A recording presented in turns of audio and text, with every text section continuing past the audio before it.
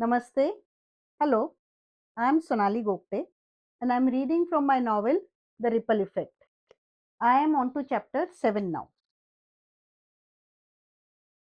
Ishani knocked on the door and then, after a couple of moments, entered the room. It was a smaller office, but it had the same kind of decor and finishing that they had seen earlier in Dheeraj and Atul's offices. Pramoda looked up and said, "Oh, it's you," as if Ishani was the last person he was expecting. He gave an exaggerated sigh as though she had interrupted something very important, and then said, "Please be seated." She sat opposite him in one of the two chairs that were on the visitor side of the table. He turned to his laptop and started typing. She waited for a couple of minutes and then said, "Mr. Pramoda, you asked to meet us?" "Yes, yes, just give me 2 minutes, okay? This is very important. I need to reply to an email from the CEO. Ishani was getting annoyed. She looked straight at him and said, "Maybe if you are busy now, we can meet later." "No, no, Ishani. I hope I can call you Ishani. I am done. And this is also important," Pramoda said, and then finally closed his laptop to give her his full attention. "So you are investigating Manjari's death," he said. Then, finally noticing Neil's absence, he said, "Oh, your boss didn't come?" Ishani didn't correct him about Neil not being her boss. She only said, "He had to go to the commissioner's office. But I am here, you can talk to me." He started off. This case, it was all investigated and closed. It was very obviously an accident. Now someone wants to dig it all up again. We know who is behind this. They want to do this in the hope of troubling QSoft. But that is not going to happen. I know it's not your decision. You're only working on the case. I will talk to the CEO and let him know that I have met you. And I will make sure the QSoft folks here give you all the support needed. But keep in mind that it's not going to reveal anything new. It was nothing but an accident. If you knew that woman, you would understand. She was like that, you know. She wouldn't think twice about being risky and aggressive. She didn't want to follow any norms and conventions. I have nothing against women managers as such, but there is a way to behave. She was drunk when she drowned. Why was she drinking? And that too when she had gone on an official program. It creates a bad impression about women, don't you think? Talk about character assassination, Ishani thought. That too of a dead woman. Ishani realized that this guy was an idiot, but he was a senior VP who considered himself important. So she asked the question that could be logically deducted from what he had said. "Do you think that perception or the impression could be the cause for her death? Do you think someone who didn't like how she was behaving would want to put a stop to it like that?" "No, no. I'm not trying to tell you that one of our people would be like that. No one would murder her because she didn't behave properly. I'm just telling you that she was that kind of woman, nothing else." Then he changed his track and said, "This reopening of the case will be difficult for Atul. Everyone said he went to talk to her, and then after that, no one saw her alive. He must be worried that it has been reopened. He is a good guy, and I'm personally worried for him." When Ishani didn't respond to that, Pramoda changed the track once again and said, "So, your hotshot boss, Mr. Bhargav, is, I believe, a star detective, very successful in all the investigation he gets involved in. But I think he made a mistake by taking this case. This case is not going to look good on his record. You are trying to dig out dirt on a good company like QSoft. You are not going to find any. You are going to have to close this case as an accident because that is what it was. That will not look very good then, will it? Ishani smiled more to herself than at Pramoda and said, Mr. Pramoda, thanks for thinking about us. I will let Neil know that you are worried about him and check if he would like to meet you to discuss this further.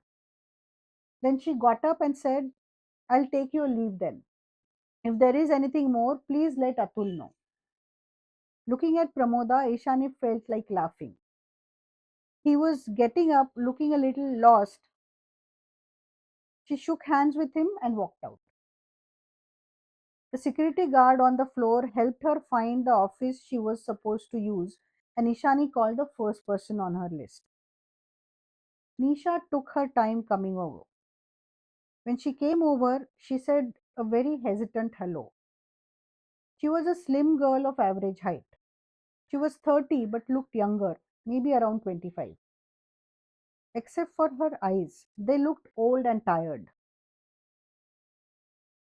She was a good looking and well groomed girl. Her hair was done in a French plait.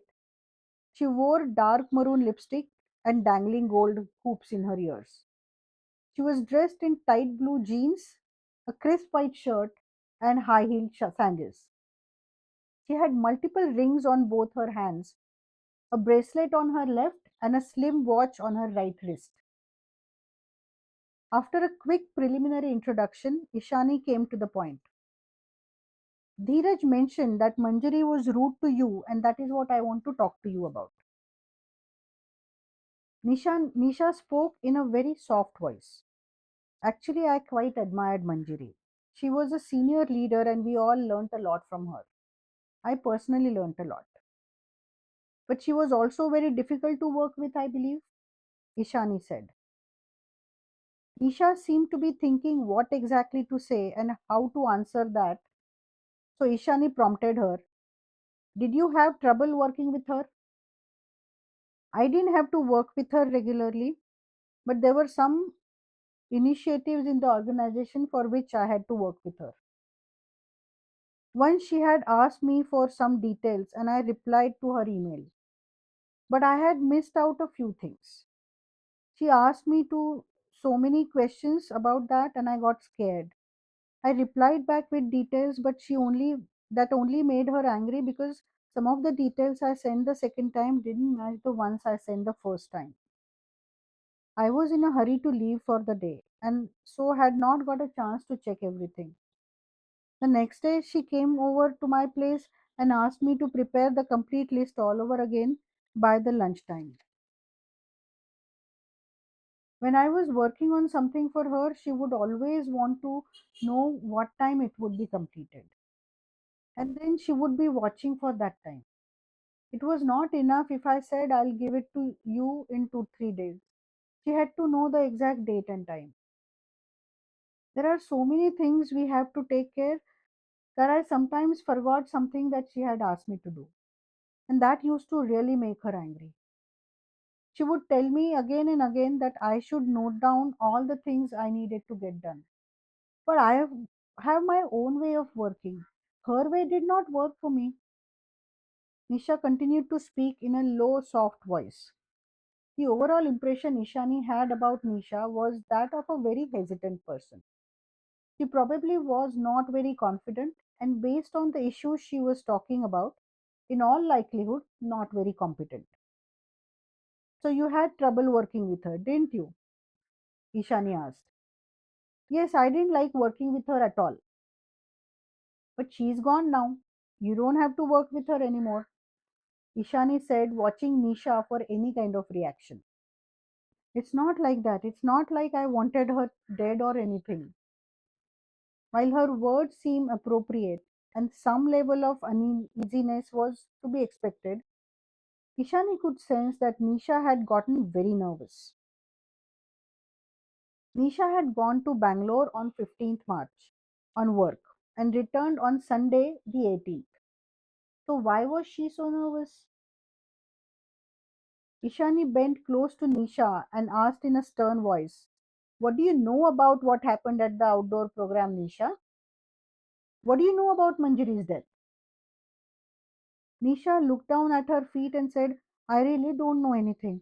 I got to know about it only on Monday when I came to work. Dheeraj called a meeting to inform all of us.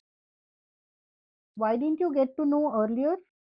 It was in the local news on the 18th, and I'm sure people from your company would have called each other and talked about it. How is it that you didn't hear about it till 19th? The people who were on the program were all senior people, not my friends.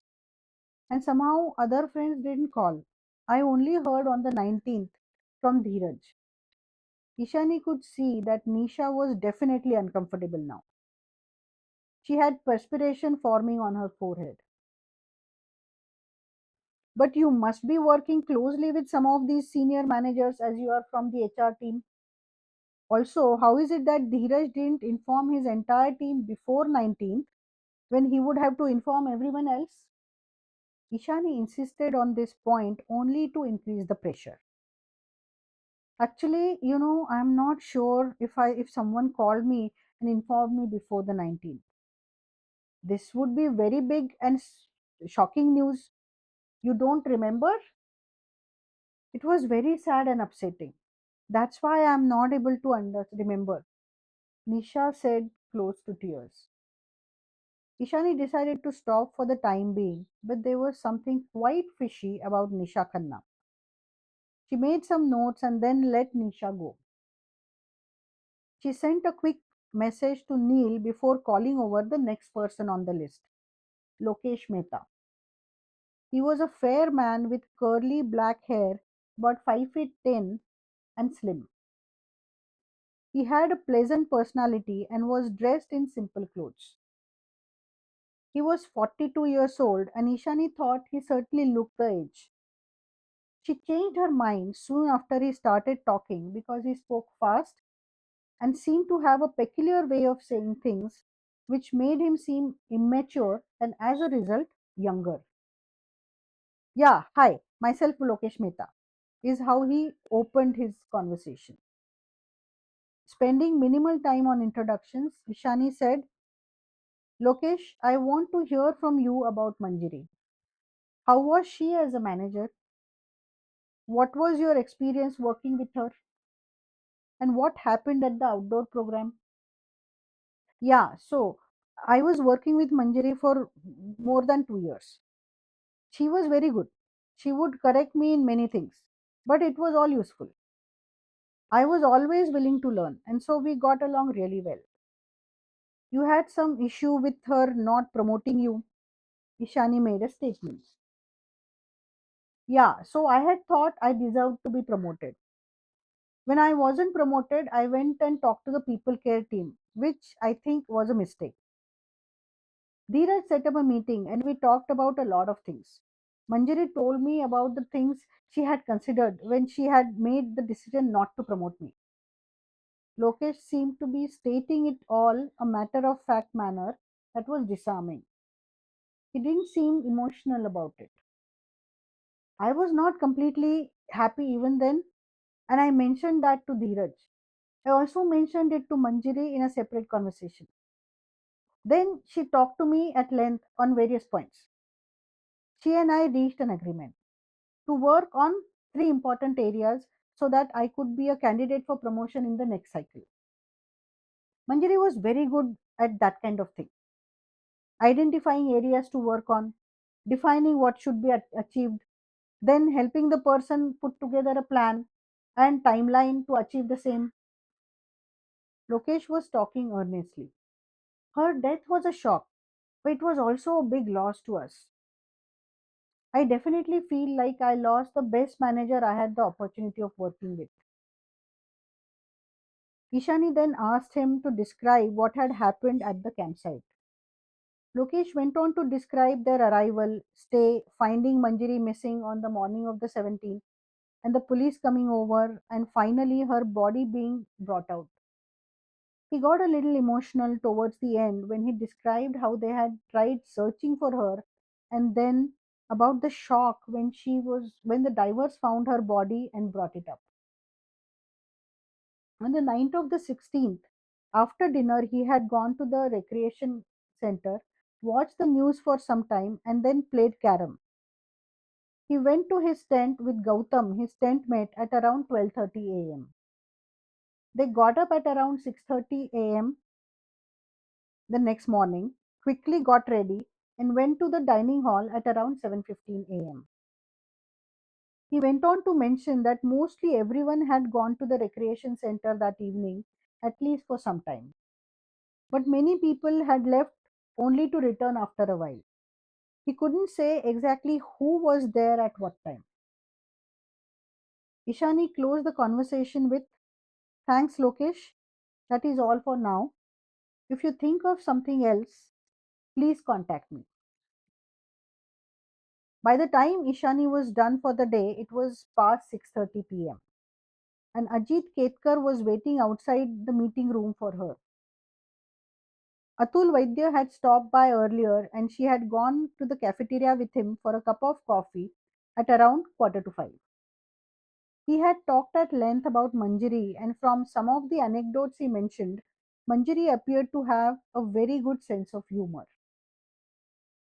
Atul had also introduced her to Ajit Ketkar, who would drive Ishani to the hotel as he was anyway going that way. When she saw him, she quickly grabbed her backpack and then went to the basement with him. On the way to the hotel, she got a chance to talk to Ajit about Manjari. His overall description of Manjari was similar to Lokesh's.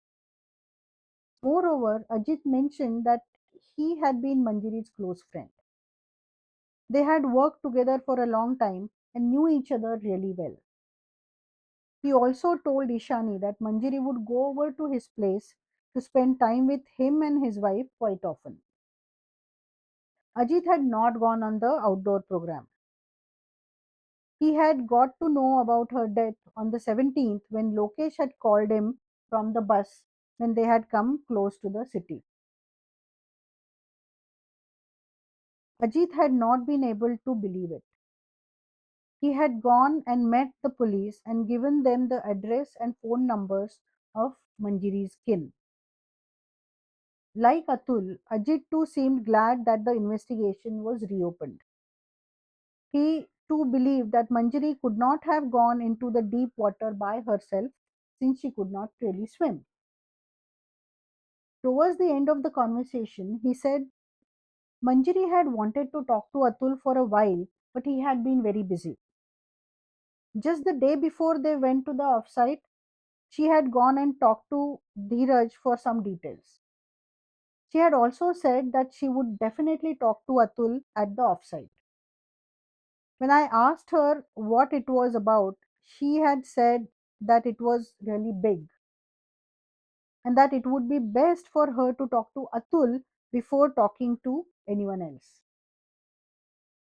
"So you have no idea what it was about?" Ishani asked. "No, unfortunately, no idea at all," Ajit said.